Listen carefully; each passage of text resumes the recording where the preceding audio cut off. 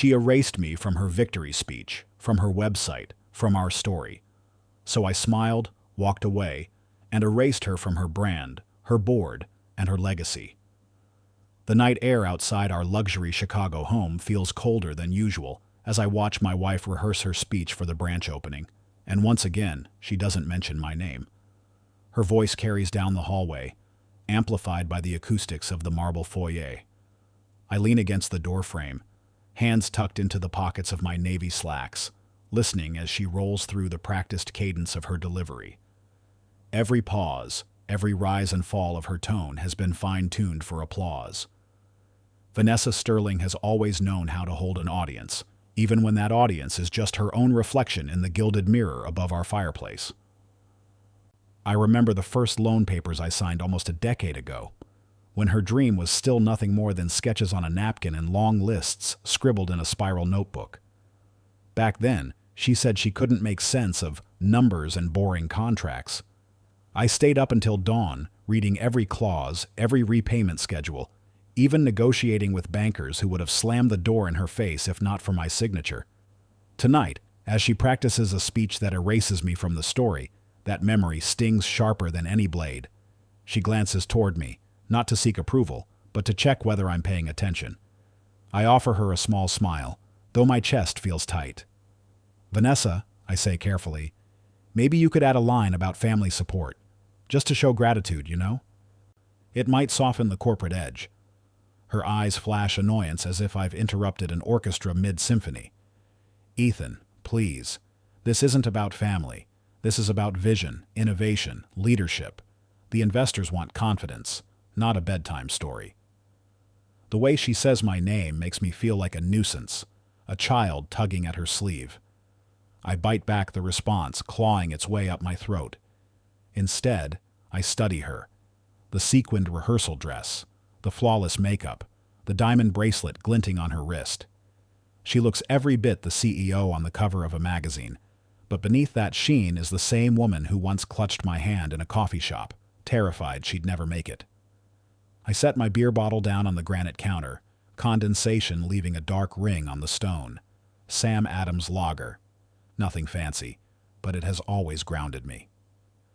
"I just thought," I murmur, "people like to hear about the human side too." Vanessa exhales sharply and waves me off with the same gesture she uses to dismiss junior staff. "Don't embarrass me tomorrow. You're not part of this brand, Ethan. You never were." The words land like a slap. For a moment, I can't move. Not part of the brand? I mortgaged our future, drained my retirement, carried the burden of risk when she strutted on stage like the conquering hero. Every tile on this mansion floor, every Tesla parked in the driveway, every expensive perfume bottle lined up on her dresser exists because of sacrifices I made. Yet here she stands, erasing me with the cool efficiency of a CEO deleting a redundant employee. I force myself to breathe.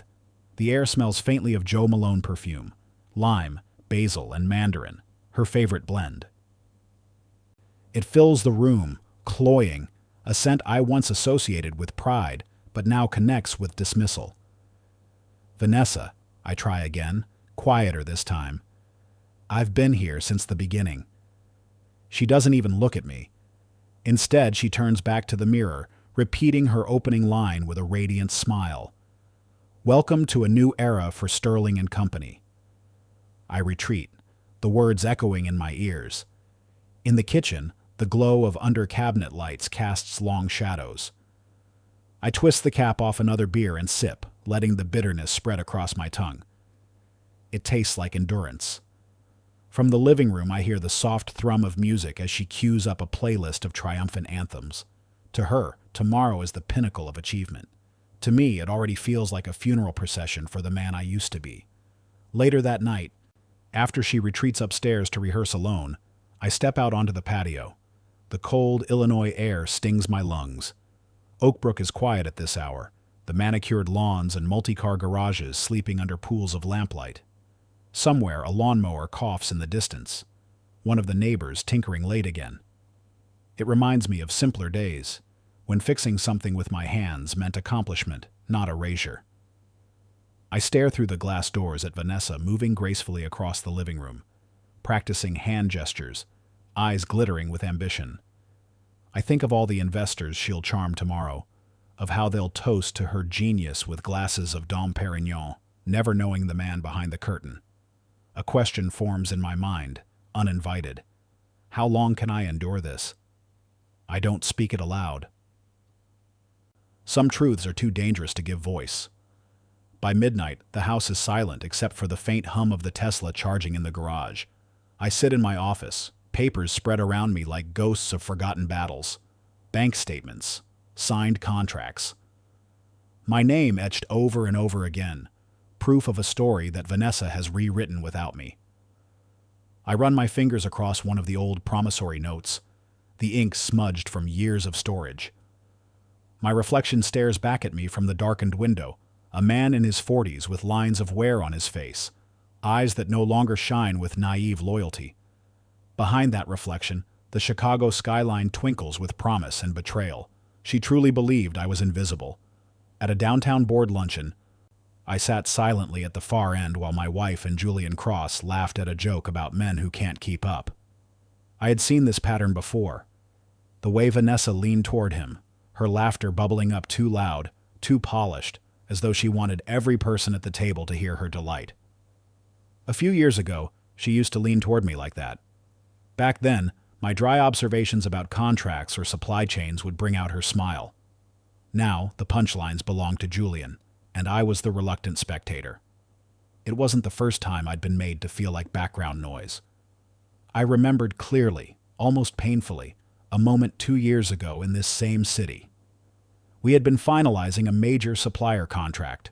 I advised Vanessa not to accept a clause that allowed the vendor to adjust pricing quarterly without limit. She waved me off with a smirk. "You worry too much, Ethan. Leave the business talk to people who live and breathe it." Hours later, Julian repeated my exact concern in a slightly smoother tone. She praised him as if he'd just cracked a code no one else could solve. That day, I swallowed my pride. Tonight, I tasted it again, only more bitter. The steakhouse was a shrine to old Chicago wealth. Mahogany paneling lined the walls, heavy chandeliers glowed above, and the air carried the scent of seared ribeye and buttered lobster tails. Every table buzzed with talk of quarterly reports, hedge funds, and the latest political scandal. This was a place where fortunes were toasted and alliances cemented. We were gathered in a private dining room at Gibson's, where the waiters wore white jackets and spoke in whispers. Vanessa sat in the center, glowing in a tailored crimson dress that hugged her figure like it was molded for her. Julian occupied the seat at her right, radiating charm, his cufflinks catching the warm light. I was parked at the end, deliberately distant, positioned as though my presence was an afterthought. The investors fawned over Vanessa, asking about the expansion, her vision, her ability to juggle it all. She lapped it up with the grace of a seasoned performer. Every now and then, Julian leaned in, brushing her wrist with his hand as if by accident. But it wasn't an accident. I noticed. So did the others. And still, she didn't flinch. One of the younger investors, a man with slicked-back blonde hair and a Rolex that screamed insecurity, lifted his glass toward me. "So, Ethan, what's your role in all this? Just along for the ride?" His smile was playful, but the undertone was condescension. I forced a polite smile, though heat crawled up my neck. "I've always believed in supporting good ideas," I said evenly. The table chuckled as though I'd confessed to being a hobbyist. Vanessa didn't correct them. She didn't point out that I'd been the one to bankroll the company in the beginning, that without me, there would be no Sterling and Company. She simply sipped her Cabernet Sauvignon and turned her head toward Julian, leaving my words to hang in the air like smoke. I cut into my steak, chewing slowly, though my appetite had evaporated. Across from me, Julian tapped the stem of his wine glass, preparing his next line like an actor savoring applause. "You know," he said loudly enough for the room to hush, "some men are the quiet type. And sometimes, maybe they're too quiet where it counts." The laughter was instant, cruel, like a match struck against dry tinder. Vanessa laughed the loudest, her hand brushing Julian's arm in mock scolding. "Stop, you're terrible," she teased, though her grin said she loved it. I felt something inside me splinter. My fork hovered over the plate, the sound of laughter ringing in my ears. For a moment I considered speaking up, correcting the narrative, reminding them that I wasn't just quiet. But then a different thought surfaced. Silence wasn't weakness. It was patience. It was waiting until the right moment, when the truth would cut deeper than any crude joke. I lifted my glass, the red wine trembling slightly against the rim. I raised it just high enough for them to notice. My voice was calm, almost casual. But it carried to every corner of that private room. "Silence has its uses," I said. I let the pause stretch long enough to silence a few smirks. Then I added, steady and unblinking, "You'll see." The laughter faltered, replaced by a few awkward coughs. Vanessa's eyes darted to me, searching, but I kept my expression unreadable. I drank, the Cabernet heavy and dry on my tongue. Then I set the glass down, watching the crimson liquid settle. For the rest of the dinner, I barely spoke. I didn't need to. The taste of humiliation had burned itself into me, and with it, a quiet, relentless resolve. She thought my silence meant surrender. She had no idea it was a countdown. The chandeliers in the Grand Chicago Ballroom blazed as I stepped through the doors in my navy suit, uninvited, carrying a small gift box. For a heartbeat, the music faltered. It was subtle, just a hitch in rhythm, but enough to draw a shift in the room's energy. I knew what they were thinking. What was he doing here? I hadn't been on the guest list. I wasn't supposed to be part of her new, shining world. In my hand, the gift felt heavier than it should have, a small silver box wrapped in dark blue paper, tied with a ribbon. Inside was a bracelet I'd chosen weeks ago, simple but meaningful, her initials etched into it. It was meant to symbolize pride, love, and support. Tonight, in the glare of chandeliers and curious eyes, it felt like a relic from a different life. I thought about the lease I had negotiated for this very building years back. I'd spent nights reading every line of that contract, ensuring she wouldn't be swindled. Back then, she thanked me, her head on my shoulder, whispering she couldn't have done it without me.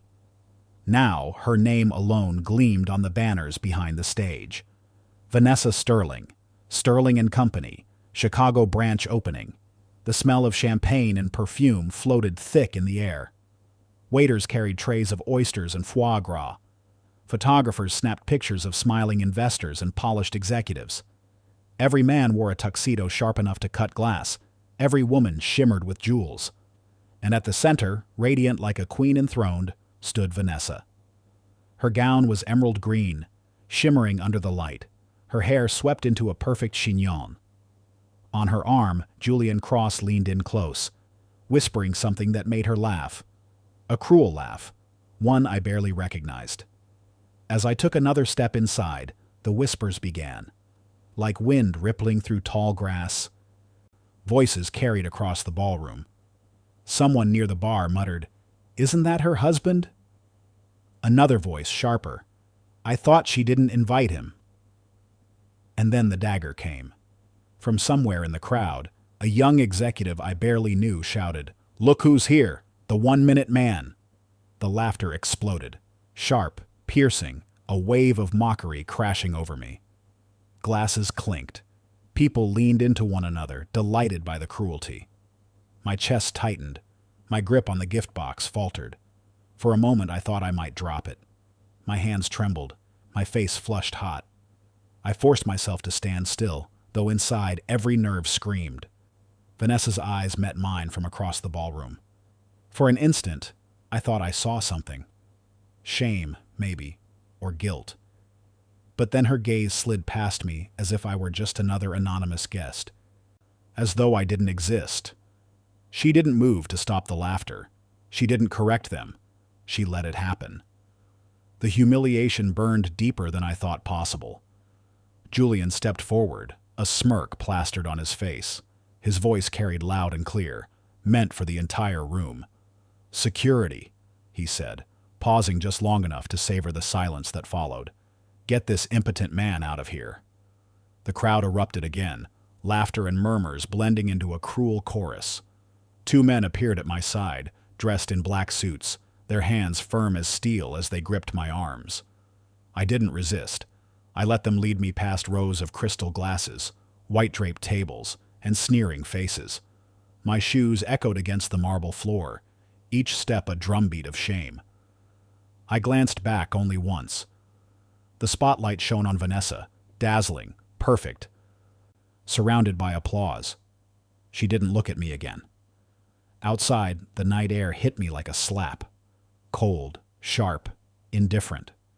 The lights of downtown Chicago stretched in all directions, glittering like a city celebrating.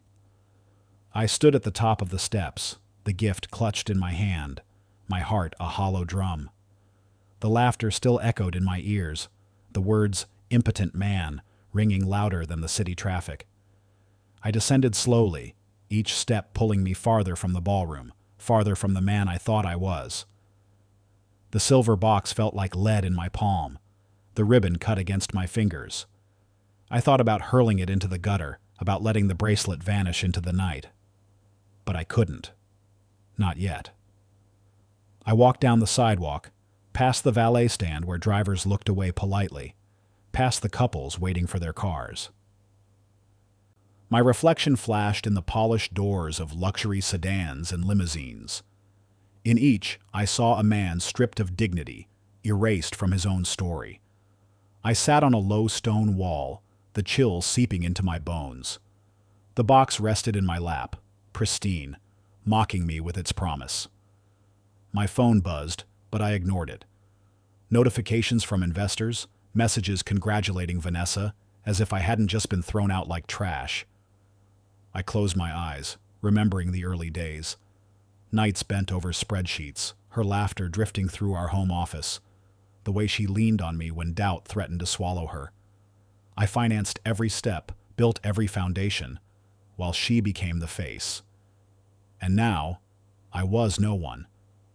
A gust of wind rustled the ribbon on the gift box. I stared at it, at the neat edges of the paper. I thought about how she might have opened it once, smiled, maybe even kissed me in thanks. That world was gone. I stood, squaring my shoulders against the wind, clutching the gift to my chest. She thought this was the end. That humiliation was final. But as I walked toward the dark streets beyond the glittering lights of the gala, a different truth settled into me. This wasn't an ending. It was the beginning. She thinks this is over. It's not. Not by a long shot. Back in my quiet study, I spread out a folder of old bank records, invoices, and wire transfers. Every document proving I built Sterling and Company with my own money. The glow from the desk lamp cast long shadows across the hardwood floor, illuminating the ghosts of years past. The manila folder creaked as I opened it, releasing the faint scent of paper that had been filed and refolded too many times. Numbers stared back at me in neat rows, dates, amounts, wire confirmations, my name printed clearly in the memo lines. I could still hear the echo of laughter from the gala in my ears, the words "impotent man" stabbing over and over, each time sharper. My wife's silence, her refusal to defend me, cut deeper than Julian's smug order to security. If there was ever a moment that erased any illusion of partnership, it was that one. But tonight, surrounded by these records, I wasn't just the humiliated husband anymore. I was the architect of this empire, and I had the blueprints to bring it crashing down. I remembered a night years ago, before the company even had an office. Vanessa had been curled up on the couch, laptop balanced precariously, her face pale as she scrolled through rejection emails from investors. "No bank will touch us," she said, voice breaking. I'd walked over, pressed a check into her trembling hands. My entire retirement savings. Her eyes had widened, then filled with tears. She had kissed me like I was her salvation. Now those same dollars, multiplied into millions, had become the bricks she used to build a castle without a king. I traced my finger over the line items. $250,000 in seed capital, $12 million wired for Series A, $500,000 bridge loan when payroll threatened to bounce. Each transaction bore my name, my signature, my quiet commitment.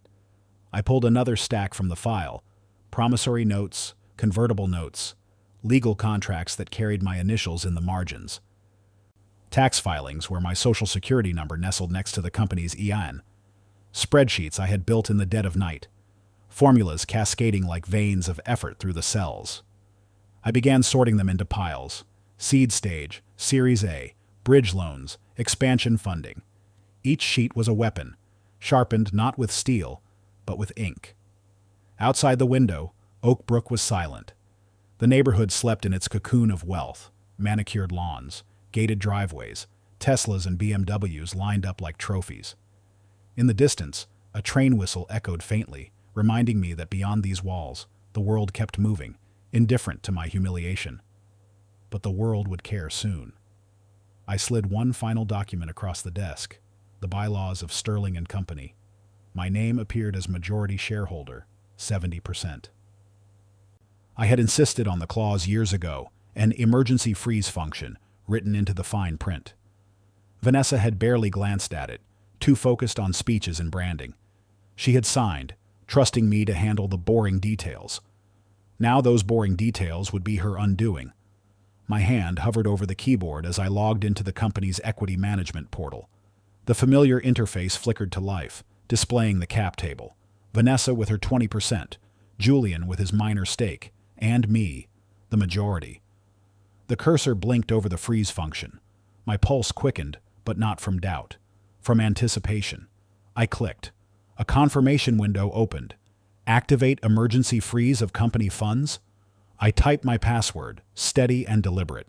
The screen updated. Funding pool successfully frozen. $97 million locked. The words glowed at me, not as pixels, but as proof. Proof that I was not powerless. Proof that the humiliation at the gala had only lit the fuse. I leaned back in my chair, exhaling slowly, feeling the leather creak beneath me. For the first time in years, I didn't feel invisible. I felt undeniable. I gathered the documents into a fresh folder, labeling it in bold ink. Final. The word looked heavy, permanent. This was not the folder of a silent partner. This was the folder of a man reclaiming his throne. I thought about Vanessa upstairs, asleep in our California king bed, blissfully unaware that her empire had just been shackled. Tomorrow she would wake to chaos. Investors calling, projects stalling, credit lines frozen. Julian would rage, powerless to stop it. And me? I would be calm, collected, holding the detonator in my hand. I turned off the desk lamp, letting the room fall into half-darkness, the folder a silent sentinel on my desk. My reflection in the window met my gaze, no longer hollow but sharp, resolved. She thought the laughter at the gala had ended me. But tonight, I had taken the first step toward ending her. I leaned back, watching the confirmation flash on the screen. Funds successfully frozen. I woke to a phone buzzing with 56 missed calls. Vanessa, Julian, board members, all demanding answers. The phone vibrated across the nightstand like a trapped insect, the screen glowing in the dim hotel room. My eyes were gritty with exhaustion, but the moment I saw the notifications stacked one after another, a strange calm settled over me. Chaos was blooming at Sterling and Company, and I had orchestrated every petal of it. I remembered the night Vanessa once sneered, "This company could survive without you for a single day." That line had seared itself into my memory. Now, as I scrolled through dozens of frantic voicemails, I realized she was wrong. Without me, not even a single morning could pass before the walls began to crumble. I swung my legs out of bed and crossed the plush carpet to the window. The Langham Chicago's 32nd floor overlooked the river, where the water shimmered beneath the early gray light. The city was waking up, horns echoing faintly, delivery trucks rumbling through the streets. Somewhere down there, Sterling and Company's headquarters stood frozen. Literally frozen, its accounts locked by my hand. I brewed a cup of coffee from the single-serve machine on the desk. The bitterness tasted like justice, sharper than the Cabernet I'd sipped at the steakhouse, heavier than the Sam Adams I used to nurse at home. I carried the mug back to the bed, sat down, and pressed play on the first voicemail. Vanessa's voice cracked through the speaker, frantic, higher pitched than I'd ever heard it. "Ethan, what did you do? The accounts are locked. The board is panicking. Call me back right now." I deleted it. The next was Julian, his arrogance thinly veiling panic. "Listen, Mercer, I don't know what game you think you're playing, but you're going to ruin everything. This is bigger than you. You don't have the guts to—" I pressed delete before he finished. One by one, I erased them all. Board members, investors, even minor executives. Pleas, demands, curses. Every voice blurred together into the same message. "We need you." I didn't rush to reply. Silence was my weapon now, and they would learn how sharp it could be. An hour later, my phone buzzed again. A text from Clara Whitmore, Vanessa's assistant. "Can we meet?" "Please. It's bad." I thought of Clara at the gala, standing off to the side, her eyes darting nervously when security dragged me out. She had said nothing, done nothing, yet she was one of the few who understood how much I had built. If she was reaching out now, it meant the storm inside Sterling and Company had reached its peak. I typed back, "Lobby, 30 minutes." Downstairs, the Langham's lobby gleamed with marble floors and towering arrangements of lilies. Businessmen checked out at the desk. Women in tailored suits sipped lattes before morning meetings. I sat in an armchair by the window, watching the river traffic slide past. Clara approached cautiously, clutching a yellow legal pad against her chest. Her hair was pulled back hastily, her eyes red-rimmed, as if she hadn't slept. She perched on the edge of the seat across from me, twisting her fingers around the pen clipped to her pad. "You look calm," she whispered. "I am calm," I replied, taking another sip of coffee. "They're the ones panicking." Her throat worked as she swallowed. "Vanessa is screaming at everyone. Julian is threatening the finance team. The board is in complete meltdown. Payroll is due in 2 days, and without those funds—" "They'll finally understand who built the foundation," I said. She lowered her gaze, voice trembling. "I should have stood up for you that night. When Julian ordered security, I just froze. I'm sorry." I studied her, the way she hunched into herself, guilt pressing her shoulders down. "You did nothing," I said flatly. "Just like Vanessa, just like the rest of them." Tears filled her eyes. I was scared. I leaned forward, resting my elbows on my knees. "Fear is no excuse for silence, but you're here now. That means you want to fix it. So let's talk about what fixing it looks like." She blinked. "What do you mean?" I pulled the final folder from my briefcase, set it on the table, and tapped it with one finger. "This is what I mean. The money doesn't move until I say so, and if they want it unlocked, there are conditions." Her pen trembled against the paper as she poised to write. What conditions?" I let the pause hang, savoring the weight of the words forming in my chest. Then I said it slowly, clearly. "First, Vanessa steps down as CEO, effective immediately. She can take an advisory role if the board wants her, but she doesn't make decisions. Not anymore." Clara's breath hitched. She scribbled frantically, her hand shaking. "Second, Julian is finished. His contract terminated. Severance negotiated, but he's gone. Out of the company, out of her orbit." Her eyes widened. "That will devastate her." I smiled faintly. "Good. Third, I take 2 board seats, including chair of the audit committee. Every dollar that moves will pass through me." She nodded quickly, ink smudging as she jotted. "And fourth," I continued, "an independent financial controller. Someone with no ties to Vanessa or Julian. Someone who reports directly to the board and to me." She looked up, pale. That's everything." "You're rewriting the company." "No," I corrected softly. "I'm restoring it. They turned it into a circus. I'm just pulling it back to reality." Clara's eyes shimmered. "They'll fight you." I leaned back in the chair, letting the morning light catch my suit jacket. They already lost. This is me offering them a bridge instead of leaving them to drown. She wiped at her cheek, then whispered, "I'll tell them. I'll deliver the message."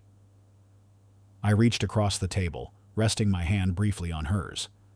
"Thank you. Do it quickly. The longer they flail, the more damage they cause themselves."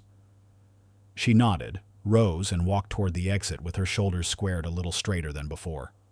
I watched her go, then turned my gaze back to the river outside. Barges drifted slowly under the bridges, unbothered by the chaos above. The city moved on, oblivious. My phone buzzed again, this time with a call from Richard Hale, my lawyer.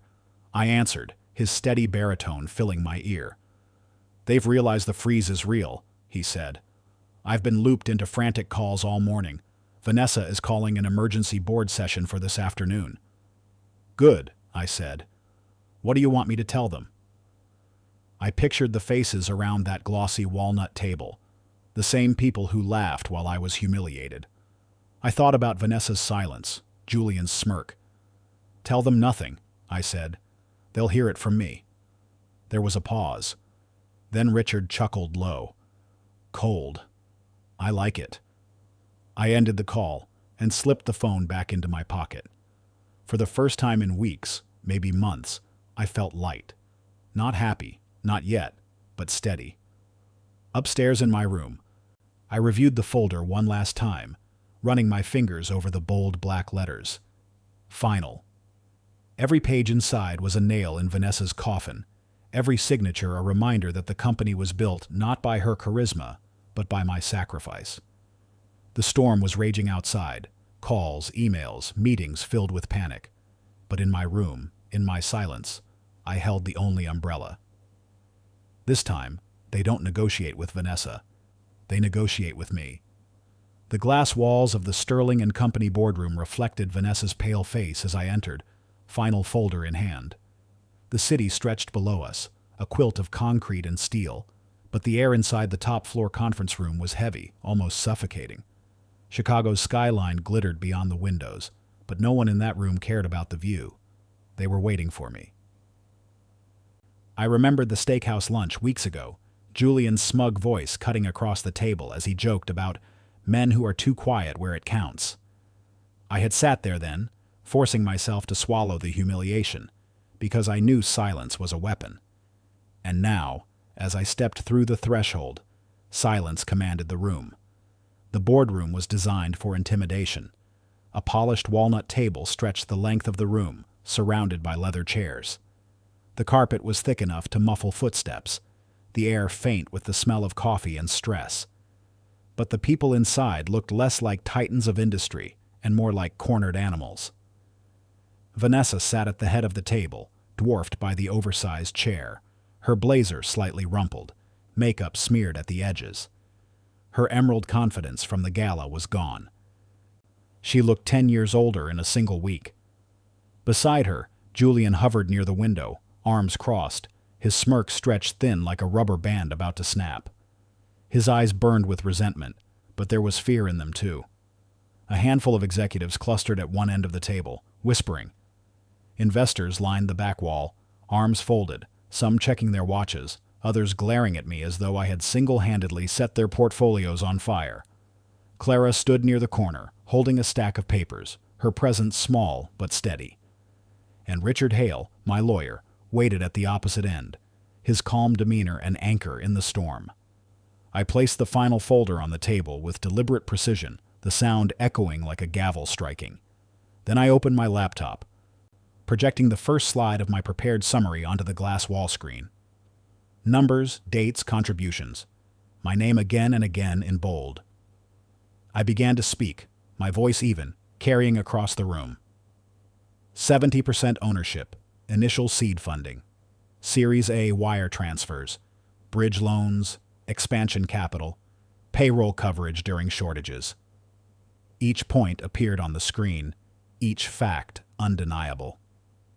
Every stage of this company's growth bears my fingerprints. And yet at the gala, I was escorted out like an intruder. The words hung in the air, cutting deeper than any raised voice could. Julian scoffed loudly, stepping forward. This is absurd. Ethan, you're clinging to numbers on paper. The real work has been Vanessa's. The vision, the brand, the leadership. Enough. My voice sliced through his. He froze mid-sentence. Startled by the firmness, I turned the next slide, a clause from the bylaws, highlighted in yellow. Section 14.3, Emergency Freeze Authority, activated by the majority shareholder. I let the silence drag as the words sank in. Several board members shifted uncomfortably. Investors leaned forward, scanning the text. This, I said, isn't about vision or charisma. This is about control. And right now, control belongs to me. Vanessa's lips parted, trembling. Ethan, please. We can fix this. You don't have to. I cut her off with a raised hand. Fix this? You let them throw me out. You let them laugh. You erased me in front of the very people who built their wealth on my back. This is not about fixing. This is about reckoning. I advanced to the next slide, terms of continuation. Condition 1. Vanessa resigns as CEO. She may take an advisory role, but she no longer makes operational decisions. Condition 2. Julian Cross is terminated, severance at the board's discretion. Condition 3. I assume 2 board seats, including chair of the audit committee. Condition 4. An independent financial controller is appointed, answerable directly to the board and to me. Gasps, whispers. A ripple of outrage filled the room. One of the investors slammed his palm on the table. You're asking us to gut leadership overnight. No, I replied evenly. I'm asking you to save the company from collapse. Without funds, your operations die. Your shares plummet. Your staff walk out. Or... I tapped the screen, where my conditions glowed stark against the white background. You accept reality. Julian's face reddened. He slammed his fist on the table, leaning across it toward me. You smug bastard. You think you can waltz in here with your spreadsheets and ruin everything we've built? You're pathetic. You're nothing without Vanessa. I calmly opened the final folder and slid a document across the table. This is your contract, Julian. Clause 6.2. Termination for cause. Conflict of interest. Misuse of funds. Breach of ethics. I have the receipts. Richard nodded beside me, producing a second folder of supporting evidence. Mr. Cross, you'll find the details here. I advise you to read them before speaking again. Julian snatched the papers, flipping frantically. His smirk collapsed into silence. Vanessa buried her face in her hands. Her voice came muffled, shaking. Ethan, don't do this. Please, not like this. I stared at her. My jaw set. You had your chance. The night of the gala, you could have stopped it. You could have spoken one word to defend me. Instead, you chose silence. Now, my silence speaks louder. The room stilled. No one dared interrupt. Finally, one of the older board members cleared his throat. If we comply, will you restore the funds? Yes, I said simply. With oversight, with accountability, with leadership that understands respect is non-negotiable. The board members exchanged glances. They knew the choice wasn't really a choice. It was survival. Vanessa lifted her pen with trembling fingers, staring at the resignation letter Richard had drafted. Her eyes were glassy, her lips trembling. For a moment, I thought she might refuse. But then, slowly, she signed. The scratch of the pen across paper was the sound of her empire crumbling. I closed my laptop and stood. My voice was calm, final. Effective today, Sterling and Company no longer belongs to Vanessa Sterling. It belongs to the man who built it. Vanessa lowered her head, her signature ink still drying on the page. Her shoulders slumped as though the weight of every deceit had finally crushed her. I snapped the final folder shut, the sound cracking through the silence like a gunshot. You erased me. Now I erase you. The knock at the hotel door came just after dinner, sharp against the hush of the corridor. I'd been reviewing the latest draft of the bridge loan agreement, ensuring every clause protected my interests. when those 3 deliberate raps cut through the quiet. For a moment, I froze, my pen hovering over the page. I wasn't expecting anyone. Clara had already checked in with me earlier, Richard was in another meeting, and the board had finally stopped flooding my phone after the morning's reckoning. I set the pen down and stood, crossing the plush carpet to the door. The golden light of the hallway spilled in when I opened it, framing a silhouette I recognized instantly. Vanessa. Her hair was pulled back into a loose bun, strands falling around her face like an unraveling crown. The emerald gowns and designer suits were gone. She wore a simple black sweater and jeans, and she looked smaller than I had ever seen her. Puffy eyes, no makeup, lips pressed tightly together, as though holding back words she was terrified to say. She began, her voice fragile, cracking at the edges.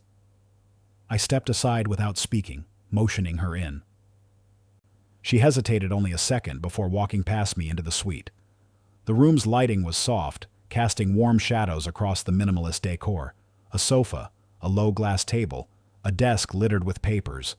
She paused in the center, looking around like she expected to find evidence of another life I was building without her. My briefcase sat open on the sofa, files and notes spilling out like a second heartbeat. I closed the door quietly behind us.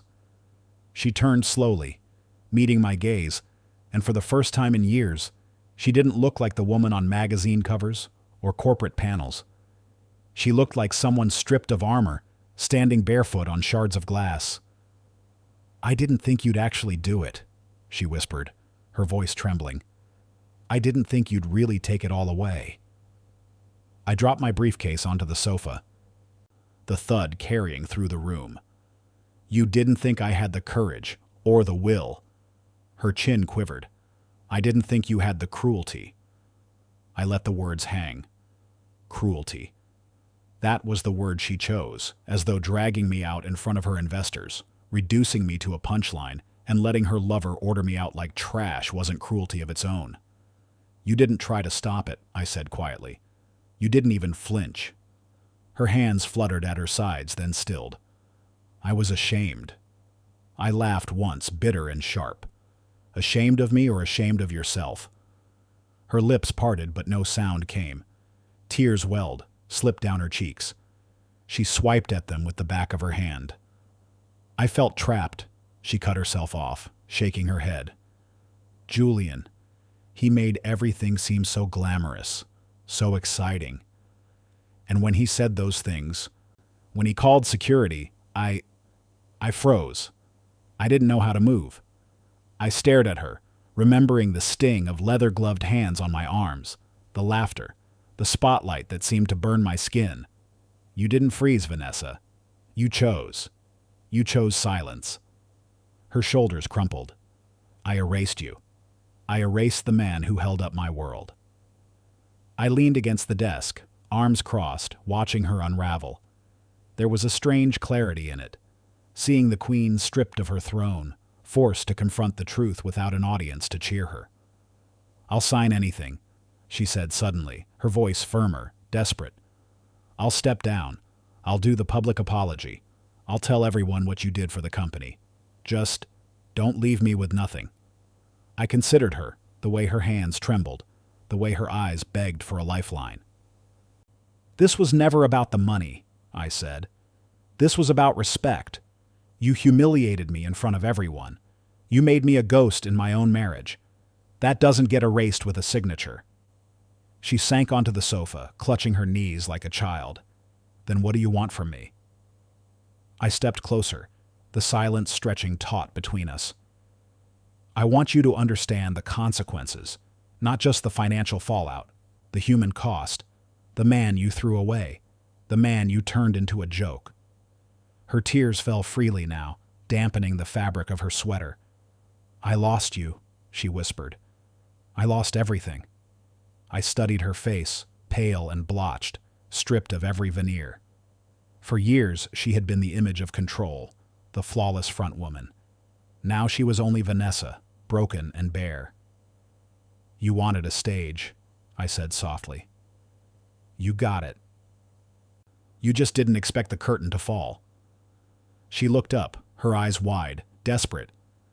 "Can't we rebuild? Please, Ethan. I'll change. I shook my head slowly. "You don't rebuild respect once it's burned. You live with the ashes." The silence that followed was heavy, punctuated only by the faint hum of the hotel's air system. She stared at me, lips trembling, then lowered her head into her hands. I turned back to the desk, picking up the final folder. Its weight felt steady, inevitable. "Tomorrow the board will announce the leadership change. You'll sign the statement, you'll step down, and you'll watch as the company you claimed as your own continues without you." She made a soft, broken sound, half sob, half laugh. "And what about us?" I paused, glancing over my shoulder. "There is no us."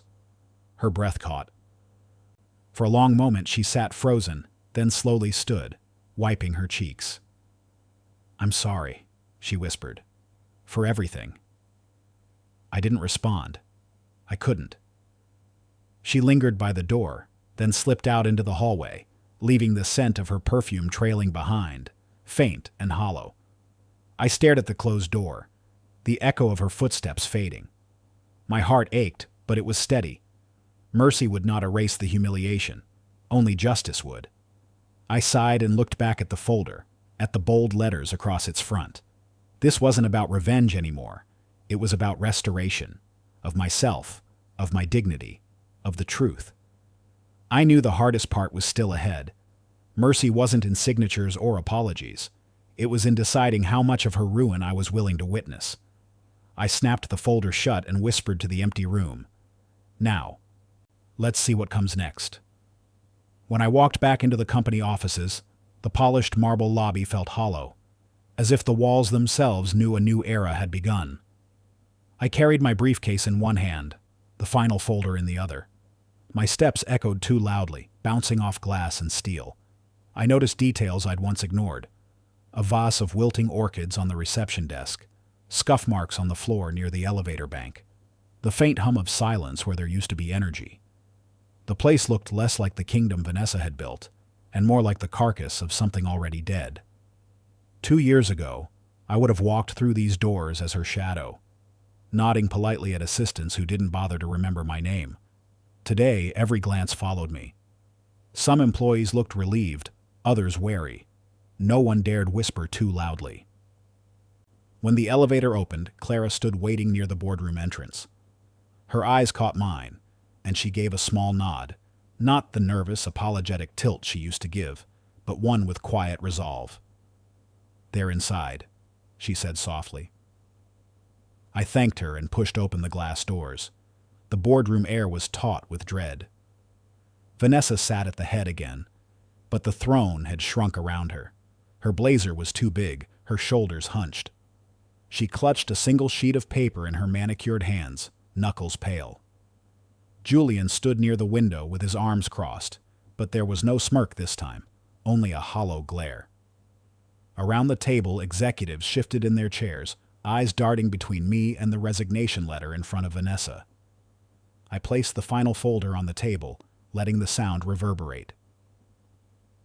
Then I projected a concise slide deck, proof of my contributions, evidence of her silence, the frozen funds.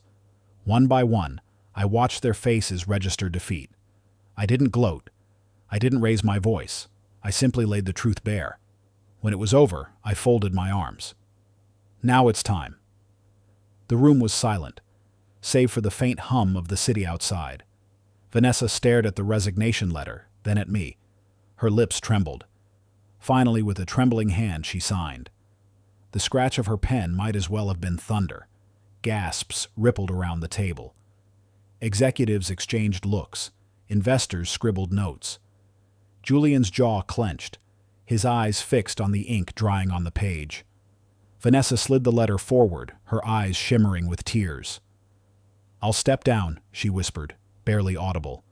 "I'll make the statement. I'll tell the truth." I picked up the letter, scanning her neat handwriting. The words, "I hereby resign as Chief Executive Officer of Sterling and Company," effective immediately, glared back at me. I closed the folder, my chest tight but steady. Then it's done. The meeting dissolved in murmurs. Lawyers gathered documents, investors rushed to phones, executives whispered about transition plans. But I didn't linger. I walked out, briefcase in hand, my reflection tall and unyielding in the glass walls. For the first time, no one looked through me. They looked at me. Later that week, I sat in a modest cafe in Oak Brook, not far from the house I used to share with Vanessa.